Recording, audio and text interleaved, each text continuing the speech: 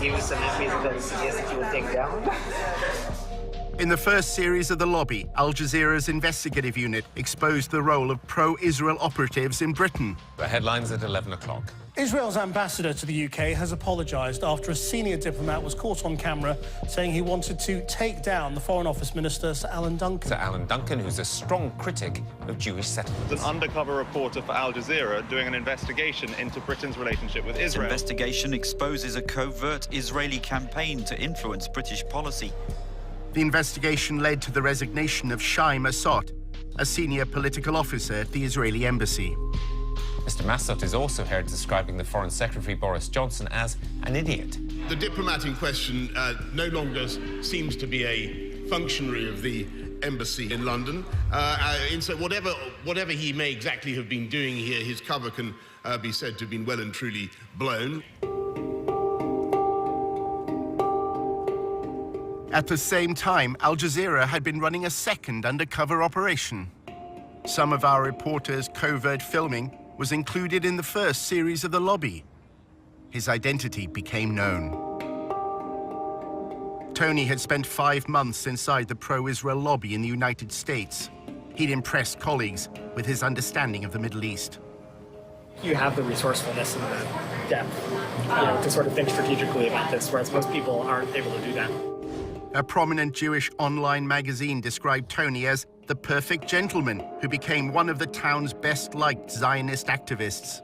You did amazing work here. The guys don't stop talking about you. They still talk about you. Tony threw elaborate parties.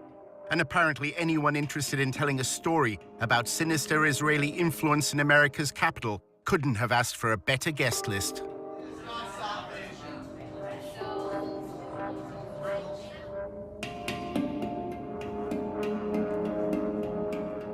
In the new edition of The Lobby, we investigate the role of pro-Israel advocacy groups in this country in the first of a 4-part series, how the lobby is being drawn into Israel's covert campaign to spy on American citizens.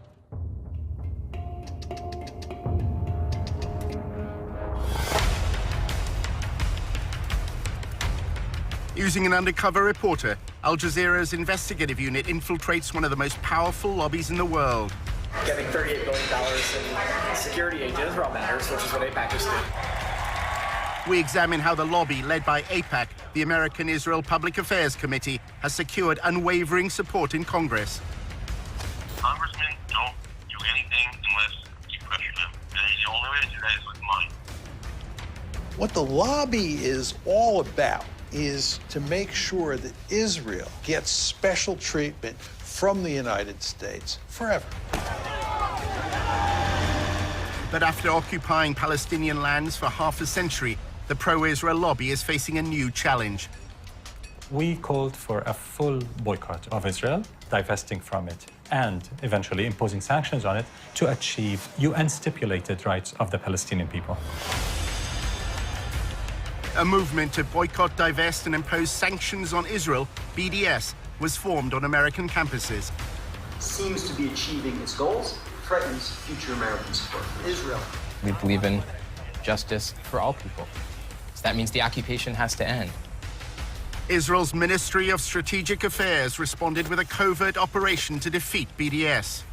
אתה צריך לעשות את זה עם הרבה מאוד עמימות. זה לא גוף צבאי היררכי שאם הרגנו את X, אז כל הגוף מתחתיו לא פועל.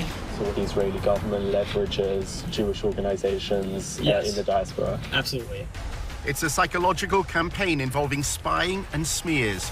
You discredit the messenger as a way of discrediting the message. Just stay on message. And what is that message? BDS is a hate movement. While our reporter monitored pro-Israel groups, he was asked to go undercover for the lobby. You're going into enemy territory. It's not for everybody.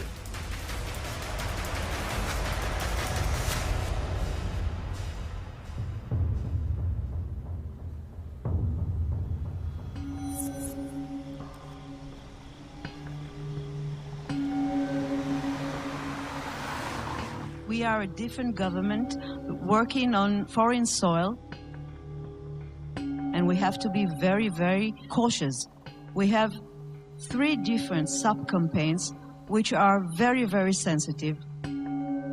regarding data gathering, information analysis, working on activist organization, money trail. This is something that only a country with its resources can do the best.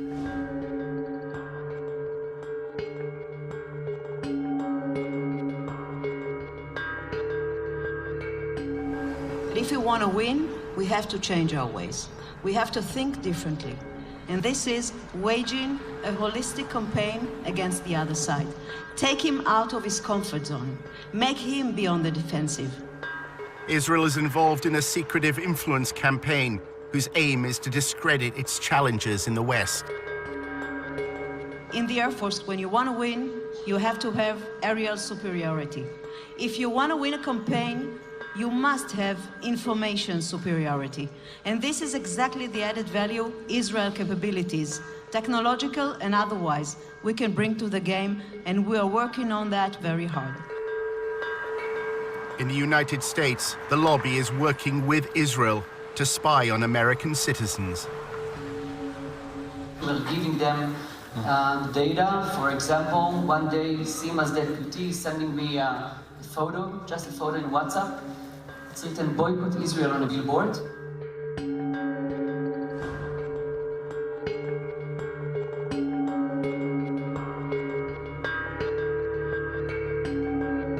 In a few hours, our systems and analysts could find the exact organization, people, and even their names where they live. We gave it back to the ministry. I have no idea what they did with this.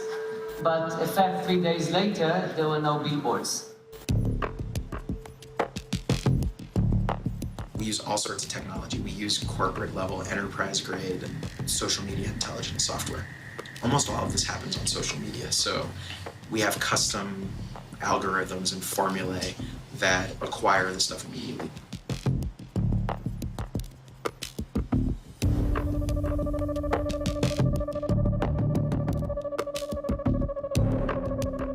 In terms of like information sharing, we did add the Ministry of Strategic Affairs to our operations and intelligence brief, which kind of goes back to how do we get information that was going on in American college campuses.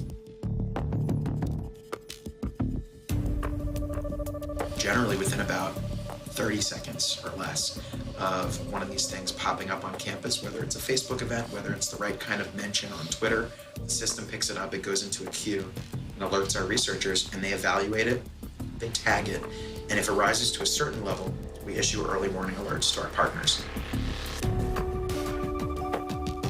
They operate through subterfuge, and they walk a very thin line between the legal and illegal in what they do in order to gather information and to smear their opponents and ultimately destroy them.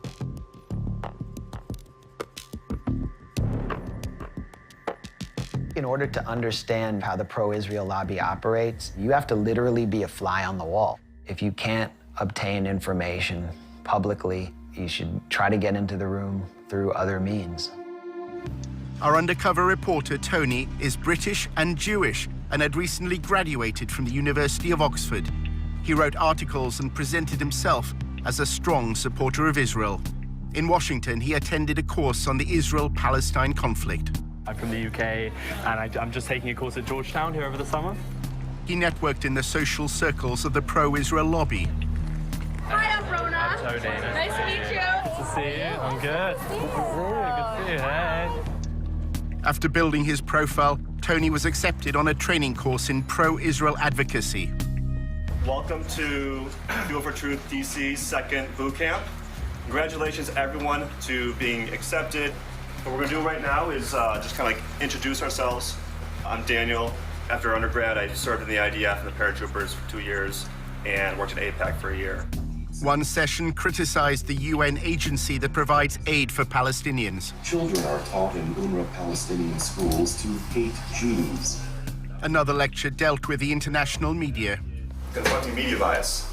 During the last war, a lot of times videos are circulating of bombed areas or victims, and a lot of it's from Syria, from Iraq 10 years ago, all this stuff. In role-play workshops, they were instructed how to respond to criticism of Israel. Can I have a volunteer? The part-time wall is cutting off Palestine. Boycott Israel. Divest from Israel. Sanction companies that do business with Israel. It's kind of odd to call it a wall, given that like 90% of it is fence. This is a photo. I see a wall. Why can't Israel do more to help, Tony? Our undercover reporter played the role of pro-Israel advocate. Israel's doing a lot to help the Palestinians. I say actually Israel is doing all the best that they can, but you know, it's a tough situation. The businesses in Gaza can't freely send their trucks into Israel to sell their goods. I think you'll find that that's actually a misconception. They do allow their trucks, and what they don't allow is dangerous material. Okay, stop. After the course, Tony was accepted as a volunteer at a pro-Israel communications group called the Israel Project. It's Tony Kleinfeld. Kleinfeld. Like Seinfeld, but with a K. The Israel Project, known as TIP, describes itself on its promotional videos as a strategic communications group. At TIP, we believe we've found the answer. Israel's enemies have left the battlefield of the Middle East and are now fighting on the battlefield of public opinion. What you have with regard to the United States and Israel is a special relationship that is unprecedented in recorded history.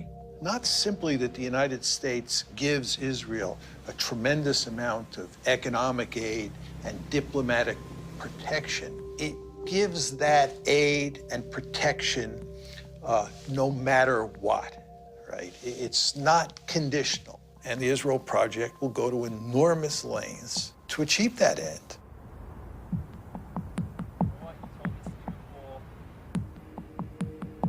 During his placement as a volunteer, Tony took notes on what he saw and heard in TIP's offices. He worked in what they called the war room, where media and communications are monitored.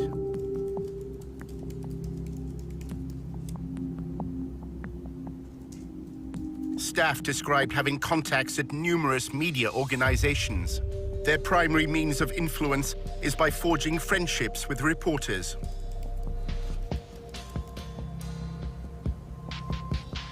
One employee claimed that during talks on the nuclear deal with Iran, TIP applied pressure on the Associated Press news agency to change a headline.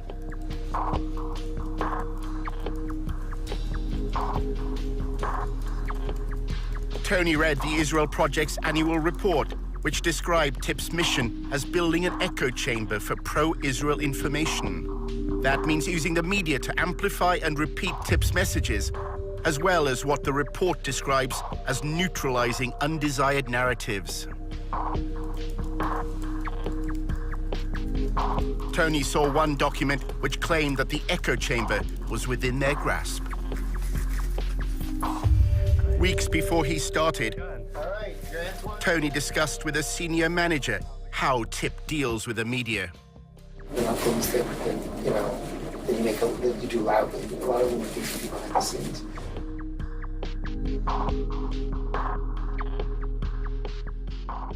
You can get a lot more done by making questions get asked by journalists. And if you create it from multiple directions at the same time through multiple journalists, then you create a kind of sense of crisis. We develop relationships, a lot about to get them to trust us. The basically messaging on the following BDS is essentially a kind of a hate group targeting Israel. They're anti-peace. We try not to even use the term just because it builds their brand. We just refer to boycotters. The goal is to actually make things happen now and to figure out what are the means of communication to do that. In 2005, Palestinian civil rights groups sought a peaceful means to protest against Israel's occupation. They identified goods from Israel and called for their boycott. The BDS movement was born. BDS adopted a nonviolent strategy because we think it is morally consistent and very effective against an enemy that is extremely powerful militarily.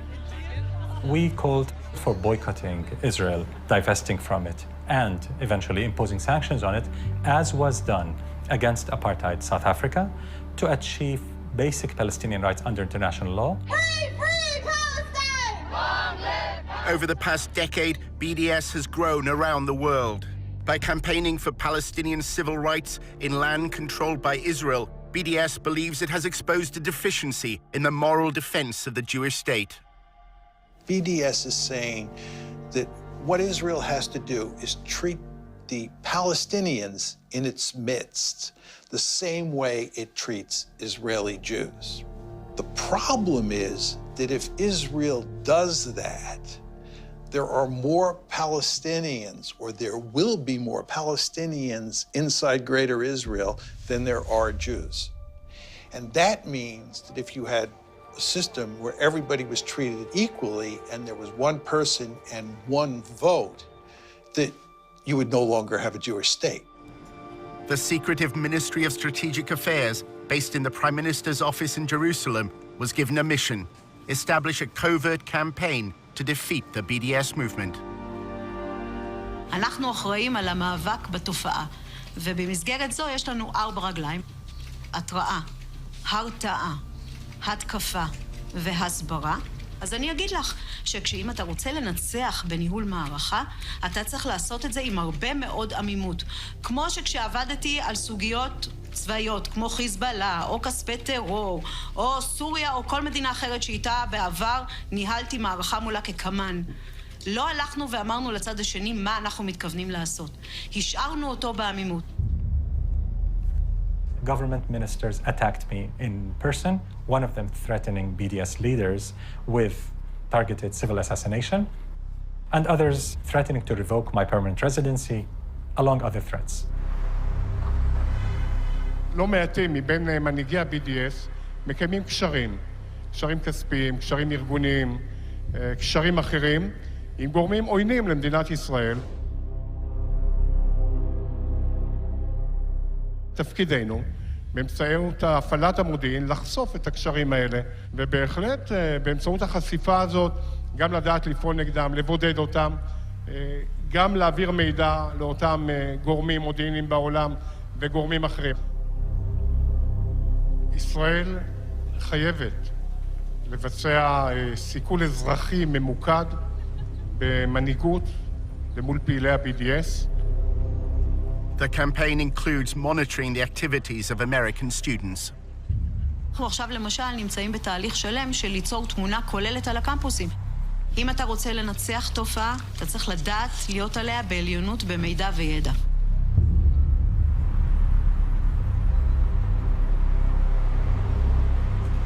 Our investigation into the role of the Israeli state at US campuses led Tony to an employee at the embassy in Washington.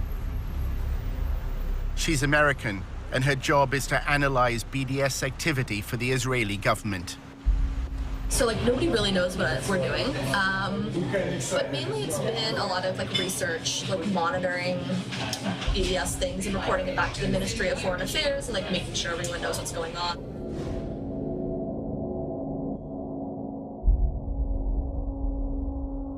They need a lot of research done and stuff like that. When they talk about it in Nessa, usually I've contributed to what the background information is. I'm not going to campuses. It's more about connecting organizations and I guess campuses and providing resources and strategy if students need it. Is the Israeli embassy trying to leverage faculty? Yeah. We're working with several faculty advocacy groups that kind of train faculty, so we're helping them a little bit with funding, connections, bringing them to speak, having them speak to diplomats and people in the MFA that need this information. So I kind of want to be that resource to show students, appreciate what you're doing, see what you're doing. Here's some information if you need anything at all. We can connect you, just kind of be that person there for you. Julia was president of the pro-Israel group at Davis, which is part of the University of California. Davis began as a center for agricultural studies, and its students are known as Aggies. I came to UC Davis, which had a reputation of being really pro-Israel. Now it's the top 5 most anti-Israel schools in the U.S. Why is that? Because of everything that happened in the last few years. It was just particularly bad. And there's a huge Muslim population in Sacramento, which is right next to Davis. The growing support for the BDS movement in Davis and the lobby's response to it is part of a narrative that's unfolding across America's campuses. Students for Justice in Palestine, or SJP, brought a divestment motion before the Student Senate. I was very, very nervous. The entire room was filled. I think we had about 600 students and people from the community coming in to witness this vote. I am here today because, quite frankly, I am ashamed. I am ashamed of my university for supporting apartheid genocide of my people in Palestine. I ended the speech with something along the lines of being on the right side of history and for the university to end its unethical ties with these corporations who were doing brutal things to Palestinians. We knew they were gonna win because our entire student senate was all pro-BDS and like they ran for that purpose and won for that purpose, and we've been pushed out of student government for months. Good evening.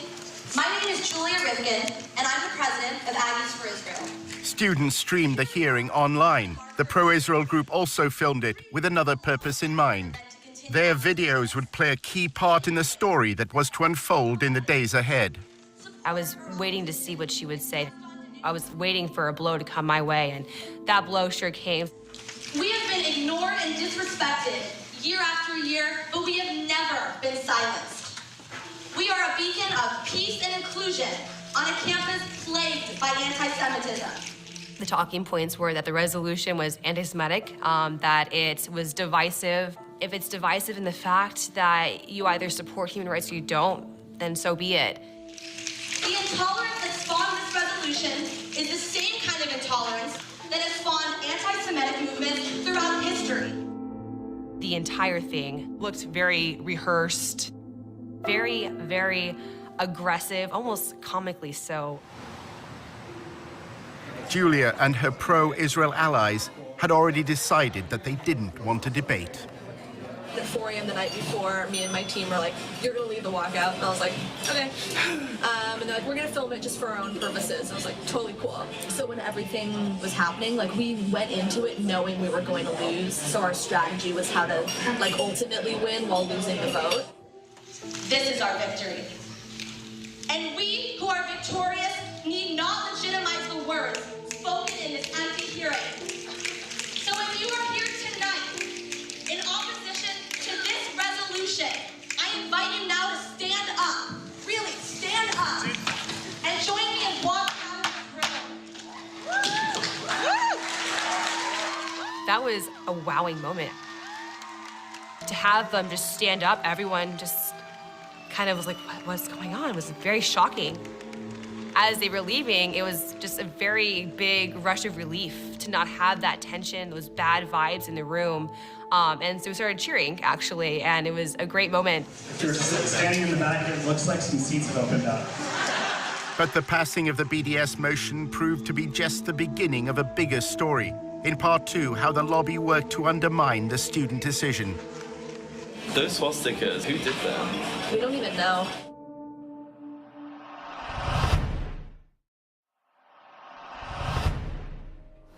Hi. Hello.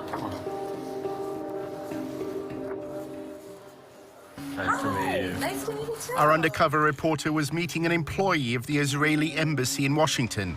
She had led a pro-Israel group while at university in California. So if you are here tonight in opposition to this resolution, Students at Davis were about to vote in favor of a divestment motion. During the debate, the pro-Israel group staged a walkout. They uploaded videos to publicize their protest.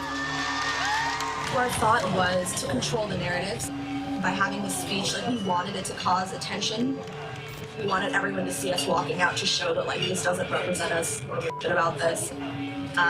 So that's how we kind of formulated it.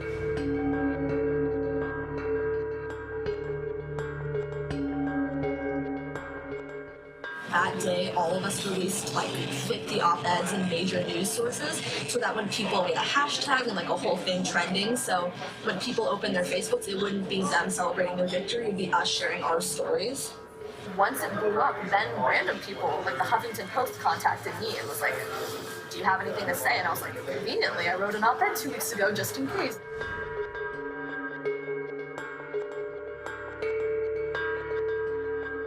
People who weren't involved in anything, like their entire newsfeed was Israel stuff, and like that was what we wanted because that's how we got the word out there. How do you delegitimize the other side? Delegitimizing them. Kind of through that lens of taking over and like making them sound crazy at their game. The student senator who's Muslim made a Facebook status saying like Israel will fall, like Sharia law is taking over Davis, like we want Hamas, like that kind of status. So that happened. We had been called terrorists and told that we were Hamas sympathizers, that we want to bring Sharia law to campus and things like that. Hi everyone, my name is Azka Fayaz. I'm a second-year political science major. Azka Fayaz was a committed BDS activist and claims that pro-Israel students repeatedly tried to link her to political violence. They just came up to me and said, "You're a terrorist. Are you a terrorist? You're going to bring, terrorism to the student government," and things of that nature. And vote smart. I know her. It was ironic. She was directly making a joke of that. When I saw it, though, given the climate at the time, I did grow concerned. People who were involved, they were like, "Hey, there's actually a lot of negative postings on social media. They're sharing your picture and the cover photo with your caption. It's turning really ugly." That caption was reposted and retweeted over and over and over again. I knew that something big was sort of going to happen.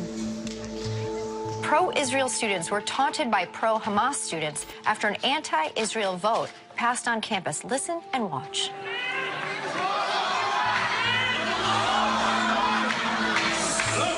And right after the vote passed, a student senator posted this on Facebook. Hamas and Sharia law have taken over UC Davis, BRB crying over the resilience. I don't have the capacity to bring Sharia law to the University of California, Davis. I don't think any of us really do have the capacity.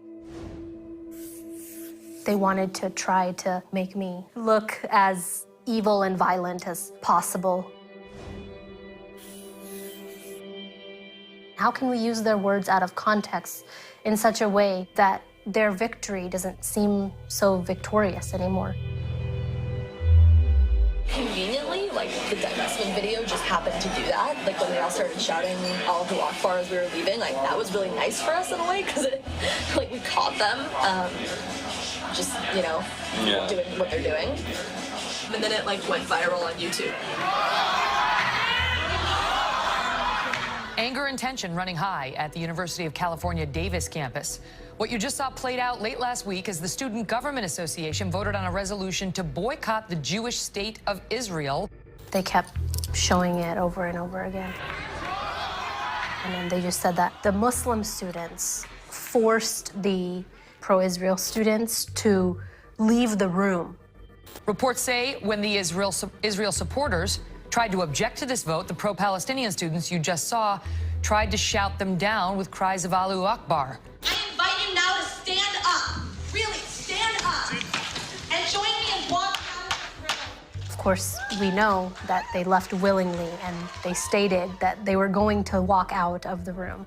It's incredible to hear Allahu Akbar shouted in the middle of this university. And what does that represent, Megan? The subjugation of women, the torture of homosexuals, the torture of Christians, the crucifixion of Christians. That's what it has come to represent, and that's what they're shouting. The pro-BDS activists at UC Davis then faced another crisis. 2 days after a resolution passed, unfortunately, someone defamed the Jewish frat house and had painted swastikas all over it. Outrageous, just not acceptable behavior at all. What was upsetting to us, however, was they had the media there right away. Disturbing discovery for a UC Davis student.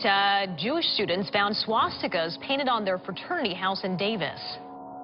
These swastikas were discovered that morning, and around 10 a.m., my best guess, and I believe the news media were there by 11. Pro-Israel students say they feared recent events would lead to this. This week has been sort of a bad week to be Jewish on campus. After years of heated meetings, a student body passed a resolution Thursday urging UC Davis to end any affiliation with companies that support Israel. So this is not out of the blue.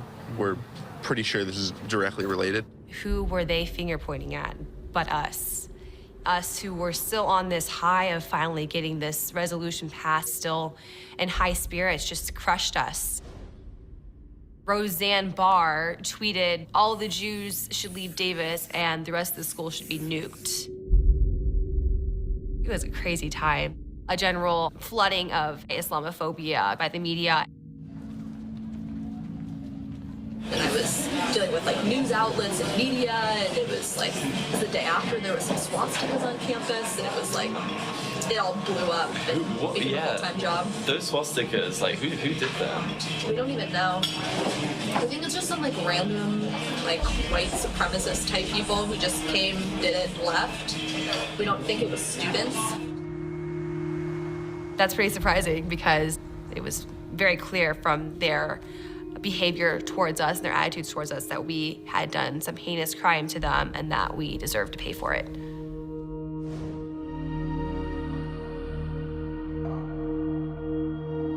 Students who were part of the divestment movement painted swastikas on the fraternity. That's what she was hinting at. That's what she was trying to imply. Why would we act against our interests and do that at a moment when we were, I guess, victorious? The fact that it was just so quickly tossed onto us as those who had done this, it was damaging. It was hugely damaging.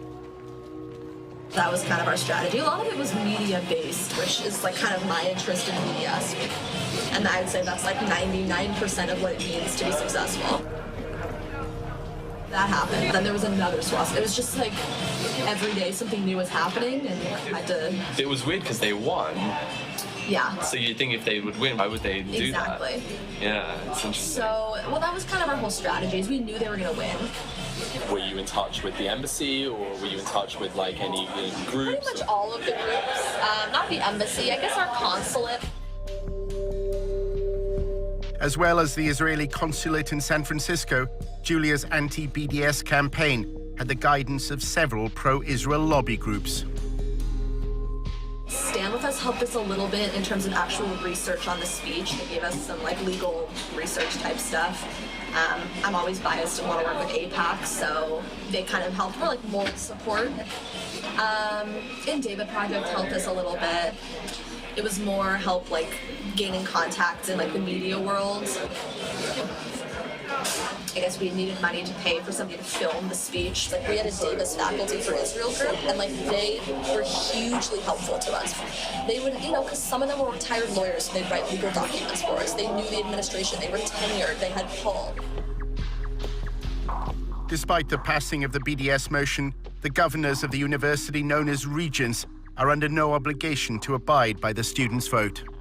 As for that resolution to boycott Israel, well, UC Regents issued a statement saying they will not even entertain the idea. After looking back on everything, I feel a little creepy because of what happened after the vote.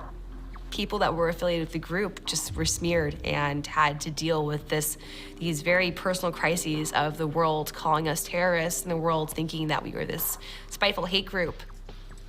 It's pretty unequivocal how organized they were, how brutal and ruthless that narrative was, and how it affected us in the end. Back in Washington, our undercover reporter was attending the annual conference of the Israeli-American Council.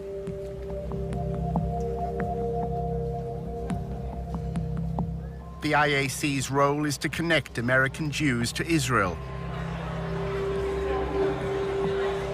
This year, combating BDS was top of the agenda. I think we need to worry. The polling isn't good.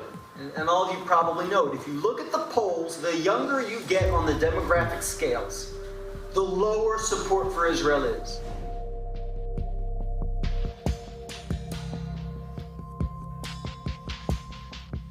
It seems to be achieving its goals, and I think it threatens future American support for Israel. Younger people are leaving college less sympathetic to Israel than when they entered. The lobby hope that a new partnership with Israel's Ministry of Strategic Affairs will become a game changer in the fight against BDS. For years, we are trying to defeat the BDS and the delegitimization movement. We are all on the defensive, and I think we should move to the offensive.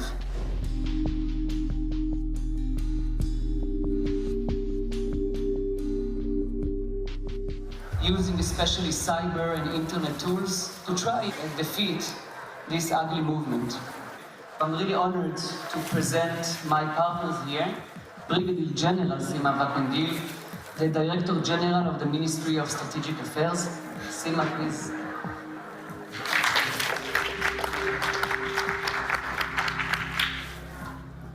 The fact that the Israeli government decided to be a key player means a lot, because we can bring things that usually are not existing in NGOs or civilian entities that are now enrolled in this thing.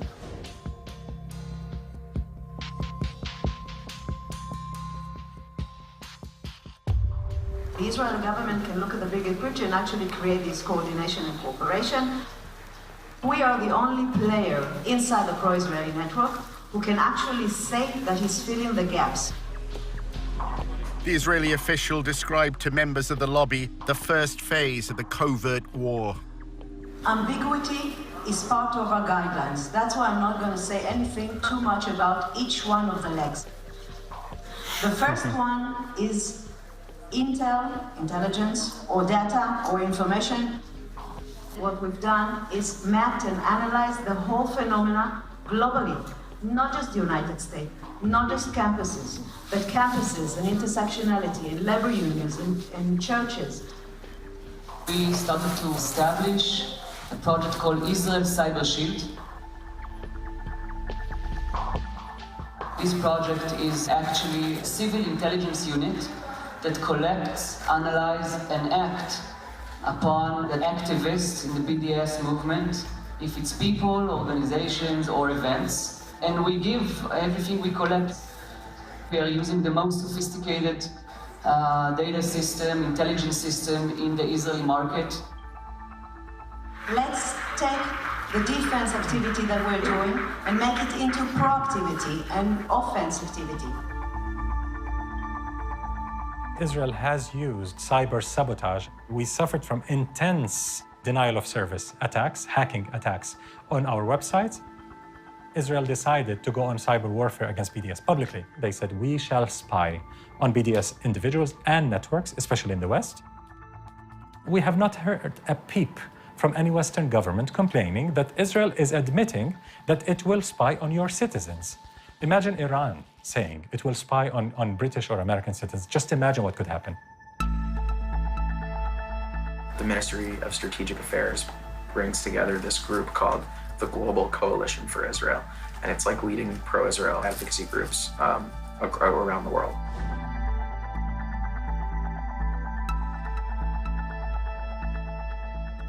My view and the view of Israel's Ministry of Strategic Affairs, which we coordinate with sometimes, we communicate with sometimes, is like Europe is lost and it's basically over. And like they're turning a lot of attention now to the US because they feel we're on your path. Can I join these? I'd love to. I don't know if you'd let me. But it's like a pretty sensitive conversation, but it's going well. If China was doing this, if Iran was doing it, if Russia was doing it, there would be uproar. You would have Congress going after them, you would have hearings, you would have prosecutions. The question is, how does Israel get away with this? It's modeled on General Stanley McChrystal's counterinsurgency strategy in Iraq. We've copied a lot from that strategy that has been working really well for us, actually. And one of the pieces is this operations and intelligence brief. We're using social media intelligence, a tool called Radian 6. We're phasing that out over the next year, and we're bringing on more sophisticated technology that was developed in Israel. An American should not be spied on by a foreign government that is able to access all this information and possibly undermine their ability to exercise their democratic rights in this country. So we're not dealing with amateurs. This is not an amateur work. We're dealing with a government that have a ministry at a ministerial level engaged in the systematic targeting of activists outside of its sovereign borders. The only way it's going to stop is if somebody in the government points out this is illegal and we're not going to tolerate it. And if we do tolerate it, other countries are going to do it as well. There's a company called Census, S-E-N-S-U-S. It's very pricey though, We had to raise hundreds of thousands of dollars just for it. It's going to increase our discovery rate. We're discovering just about everything we need. It's also going to bring new sources online that we weren't able to access in an automated fashion, like message boards. And we have ways to crawl message boards right now and to monitor them, but it's disconnected from the event and activity discovery mechanism, so that we want that system to be all integrated. So we just signed the contract yesterday for them to start that work. They actually already started it. Good friends in Israel that are helping us with that. You would think that since the United States has this special relationship with Israel and gives it so much largesse and protects it diplomatically at every turn and gives this assistance unconditionally, that the Israelis would do less spying here than other countries do. But on the contrary, what we see is that the Israelis are probably at the top of the list when it comes to foreign countries spying inside the United States.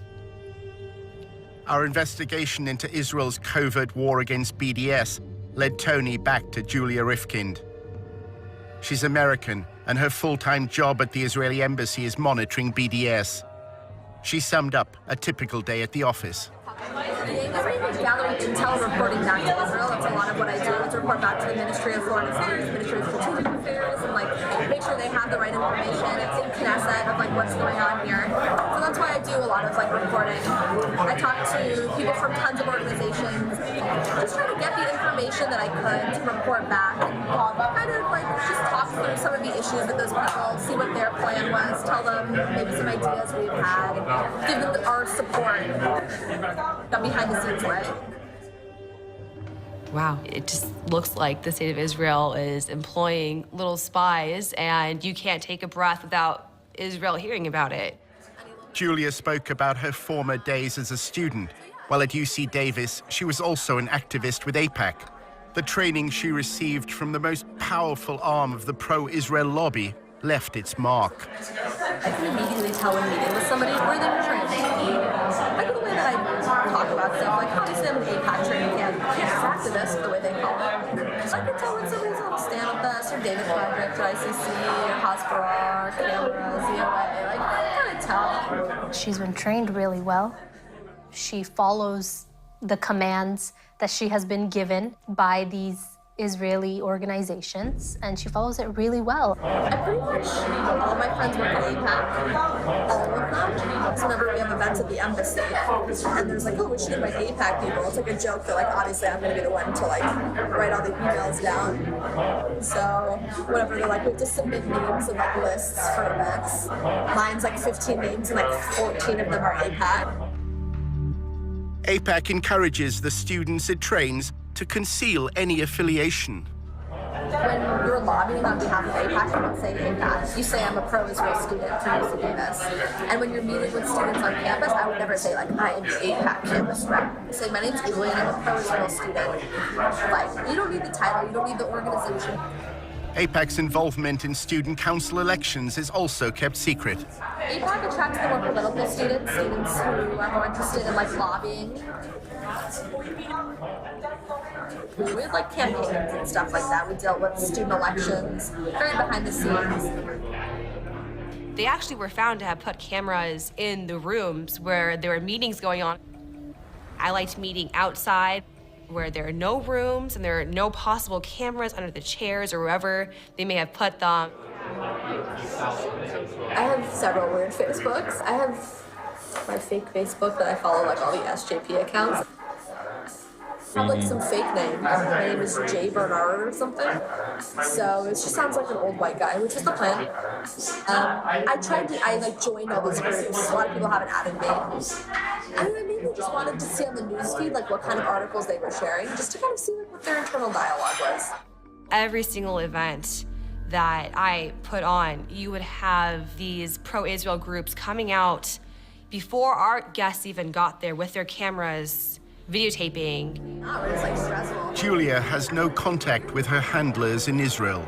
She writes her intelligence briefs and awaits their instructions. I write a report that I give to my boss, who translates it. Because it's really weird. We don't like talk to them on the phone or like email or whatever. There's like a special like server that's like really secure that I don't have access to because I'm an American. You have to have like clearance to access the server. It's called cables. It's not even necessarily in Hebrew. It's like literally cables. I've seen it. It looks really bizarre. So I write reports that my boss translates into the cables and sends them, and then they'll send something back, and he'll translate it and tell me what I need to do. If she believes it's spying on activists to suppress a free speech movement, then, you know, peace be to her. And I hope she feels good sleeping at night being on that side of things. We're a group of student activists advocating for Palestinian human rights. And to think that we're so upsetting and threatening to a state is pretty awe-striking to me. Creepy, but also, I guess, makes me more proud of the work I did. It's nice kind of seeing what they're talking about. What do they say? They don't talk about like our side at all, which is disappointing, so it'd be like nice to do the drama, but it's mainly them sharing their like videos, their like AJ Plus videos on Al Jazeera. What do you think about Al Jazeera? It sucks because they have a lot of interesting like liberal videos, which I'm like, wow, like that's amazing to hear about that human rights issue, and hear about that like sexism situation, or whatever. And they'll show like why Israel is an apartheid state, and you're like, ooh, like not anymore. So that's what's annoying, is that it gets, you know, tied to all those causes. It's hard to be liberal.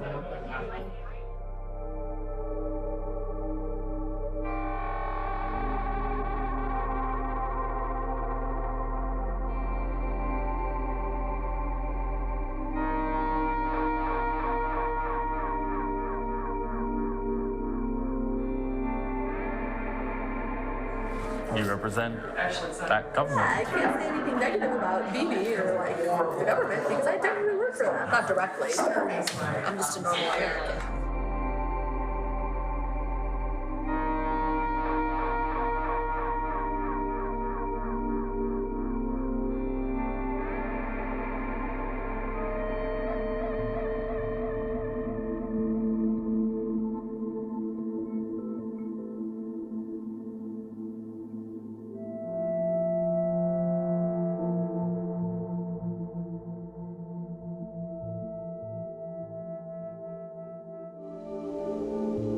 In episode 2, Tony discovers how the lobby raises funds for congressmen. Basically, they hand him an envelope with 20 credit card numbers. For all the legal reasons, it's just people pool their money. Handing over $250,000. That buys a lawmaker. And how a row over anti-Semitism swept through the University of Tennessee. You have to show that they're racist hate groups and to consistently portray them that way.